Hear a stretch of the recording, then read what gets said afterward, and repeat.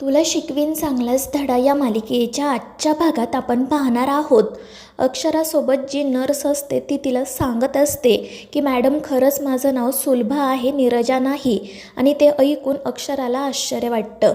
ती म्हणत असते की मगाशी जेव्हा तो बजरंग आला होता तेव्हा त्याने तुम्हाला नीरजा अशीच हाक मारली होती ना. पण ती नर्स म्हणत असते की कोण बजरंग, मला तर यातलं काहीच माहिती नाही आहे. नक्कीच तुम्हाला भास झाला असेल. आणि ते ऐकून अक्षराला तर धक्काच बसतो. ती सगळ्यांकडे बघत असते तर सगळेच जण काळजीने तिच्याकडे पाहत असतात. त्यामुळे अक्षरा रडतच म्हणते की प्लीज माझ्याकडे असं नका ना बघू, मी तुम्हाला जे काही सांगते ते सगळं खरं आहे. तो बजरंग इथे आला होता आणि त्याने मला मारण्याची धमकीसुद्धा दिली. या नीरजा ताईसुद्धा इथेच होत्या. पण तितक्यात चारुलता म्हणते की अक्षरा, मला ना तुझी ही अवस्था आता बघवत नाहीये, प्लीज आराम कर, एवढा ताण घेऊ नको. पण अक्षरा काही गप्प बसत नाही. ती सगळ्यांना पुन्हा पुन्हा तेच समजावण्याचा प्रयत्न करत असते. आणि त्या नीरजाला म्हणत असते की नीरजा ताई तुम्ही प्लीज सगळ्यांना सांगा ना. पण ती नर्स म्हणते की मॅडम माझं नाव नीरजा नाही आहे तर सुलभा आहे. तर अक्षरा वैतागून म्हणते की ठीक आहे, जे असेल ते असेल तुमचं नाव, पण प्लीज आता तुम्ही अधिपतींना सांगा ना इथे मगाशी काय घडलं होतं ते. आणि मग त्यानंतर ती मगाशी जे काही घडलेलं असतं ते पुन्हा अधिपतीला आणि चारुहासला घडवून दाखवण्याचा प्रयत्न करत असते. ती त्या नर्सला म्हणत असते की तुम्हाला आठवतंय का, तुम्ही मगाशी इथे अशा उभ्या होत्या आणि तो बजरंग इथे आला, त्याने माझ्यावर हल्ला केला, तुमच्याही गळ्याला सुरा लावला आणि त्याने तुम्हाला धमकी दिली की इथून सरळ बाहेर निघायचं नाहीतर मग मी तुला मारून टाकेल.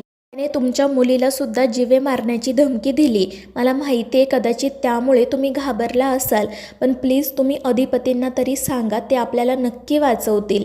मात्र तरीही ते नर्स काही बोलत नाही. त्यानंतर अक्षरा तिला पाणी देते आणि म्हणते की तुम्ही शांत व्हा आणि आता खरं काय घडलंय ते सांगा. पण तरीही ती नर्स गप्पच असते आणि त्यामुळे सगळ्यांसमोर अक्षराच खोटी ठरली जाते. ती रडतच म्हणत असते की अधिपती मी खरं बोलते हो, प्लीज माझ्यावर विश्वास ठेवा. तो बजरंग इथे आला होता, आम्हा दोघींच्याही जीवाला धोका आहे. तर अधिपती म्हणत असतो की मास्तरीनबाई माझा आहे तुमच्यावर विश्वास, तुम्ही प्लीज स्वतःला त्रास करून घेऊ नका, आधी शांत व्हा. मात्र अक्षरा म्हणत असते की अधिपती मी कसे शांत होऊ, मी जे काही सांगते ते खरंच खरं आहे. पण तो डॉक्टर म्हणत असतो की अक्षरा मॅडम मी तुम्हाला पुन्हा पुन्हा सांगतोय की तुम्हाला भास झाला आहे, इथे असं काही घडलं नव्हतं, ही एक स्पेशल रूम आहे, इथे फक्त तुमच्या घरचे लोक येऊ शकतात आणि हॉस्पिटलचा स्टाफ, त्यामुळे तुम्ही जे काही सांगताय ना ते खोटं आहे. पण त्यावेळी अक्षरा त्या नर्ससमोर हात जोडून म्हणते की तुम्हाला तुमच्या मुलीची शपथ आहे, प्लीज जे काही घडले ते खरं खरं सांगा. पण त्यावेळी ती नर्स म्हणते की अक्षरा मॅडम मला मुलगी नाही आहे, मला मुलगा आहे आणि तुम्ही जे काही बोलताय ना त्याबद्दल मला खरंच काही माहिती नाही. आणि ते ऐकून अक्षराला आणि इतरांना तर धक्काच बसतो.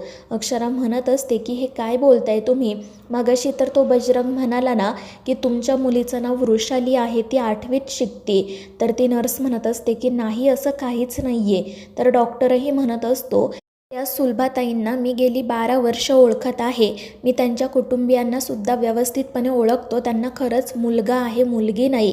आणि ते ऐकून अक्षराला तिच्यासोबत नेमकं काय घडतंय तेच कळत नाही. पण तरीही ती सगळ्यांसमोर तिचं म्हणणं मांडण्याचा प्रयत्न करतच राहते. ती चारुलताला सुद्धा म्हणत असते की मॅडम तुम्ही का वागताय असं, का आम्हाला सगळ्यांना फसवताय, मला माहिती आहे तुम्हाला बाबांना नमवायचं आहे, या घरची सत्ता हवी आहे, म्हणून तुम्ही चारुलता आई बनून घरी आलात आणि आता बाबांसोबत लग्न करताय. पण चारुलता म्हणत असते की अक्षरा अगं हे काय बोलतेस तू, भुवनेश्वरीचा आणि माझा फक्त चेहरा सारखा आहे, बाकी आमच्यात दुसरं कोणतंही साम्य नाही आहे. पण अक्षरा काही ऐकायला तयार नसते. ती म्हणत असते की मॅडम तुम्ही का वागताय असं, अधिपतींचा तरी विचार करा, ते तुम्हाला देवीच्या जागी मानतात, मग तुम्ही त्यांना का फसवताय.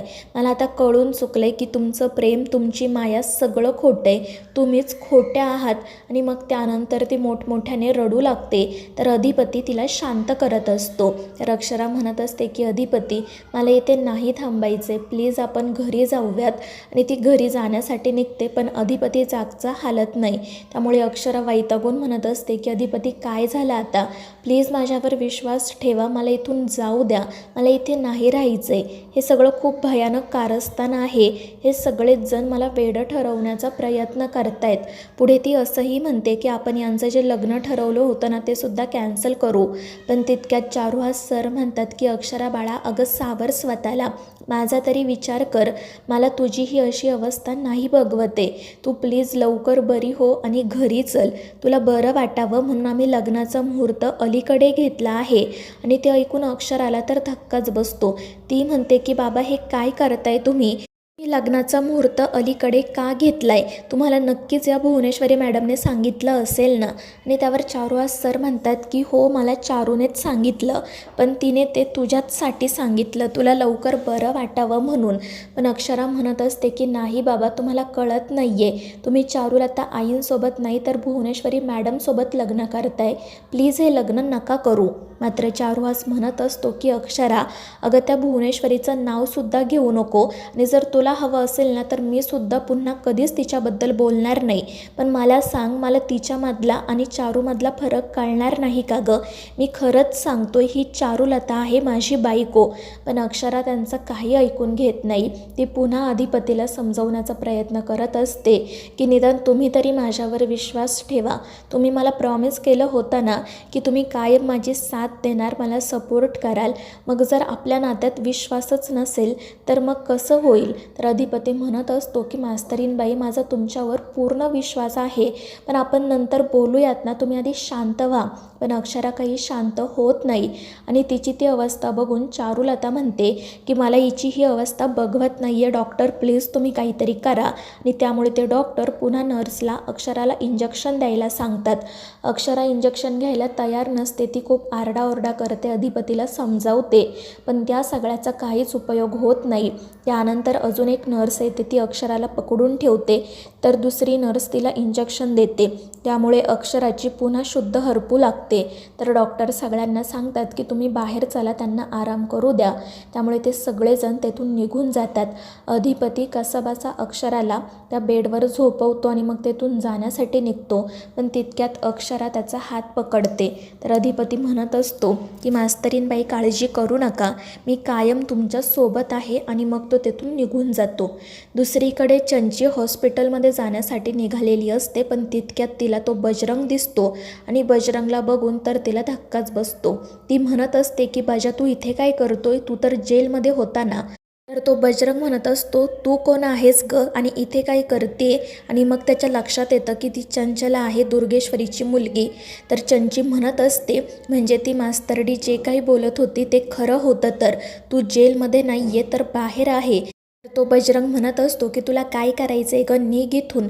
आणि मग ते दोघेजण रस्त्यावरच एकमेकांशी वाद घालायला सुरुवात करतात.